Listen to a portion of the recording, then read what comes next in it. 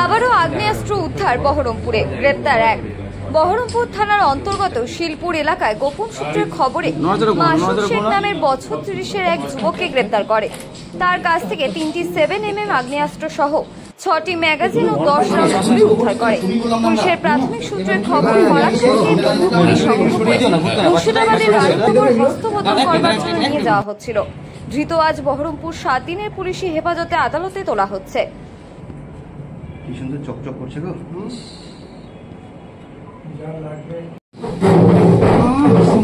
সুন্দর সরম পিছনে যাচ্ছে যাচ্ছে দুই ফটো নিতে দে।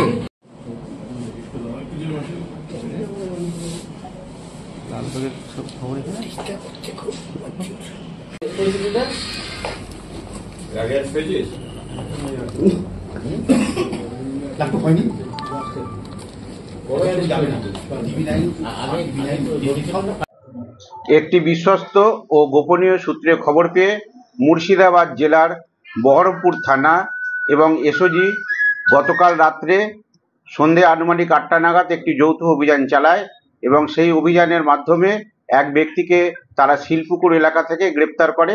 সেই ব্যক্তির হেফাজতে আমরা 3টে বেআইনি পিস্তল এবং 10 রাউন্ড গুলি এবং 6টি বেআইনি ম্যাগাজিন আমরা হেফাজতে নিয়েছি। ওই ব্যক্তির নাম মাসুদ শেখ, বয়স 30 বছর, বাড়ি রানীনগর থানার অন্তর্গত।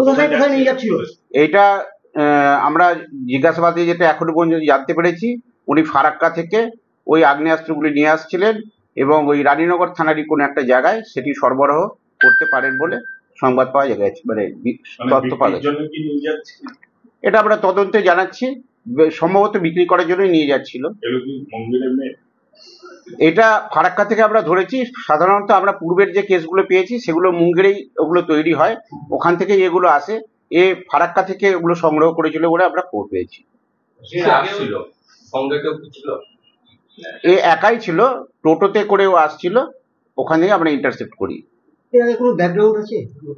সেটা আমরা তদন্ত করে দেখছি, এখনো পর্যন্ত কিছু পাইনি। ওকে আমরা পিসি নেব, পুলিশ হেফাজতে নিয়ে 7 দিনের পুলিশ হেফাজতে আমরা প্রেয়ার করছি। জিজ্ঞাসাবাদ করে আমরা দেখছি যে কোন পাস্ট হিস্ট্রি আছে। এর আগেও আপনারা আগ্নেয়াস্ত্র ধরলেন, পেলেন, তবে এগুলো কোথায় নিয়ে গিয়ে কাকে বিক্রি করার আর কি এটা না, দুটো ডিফারেন্ট ম্যাটার আছে।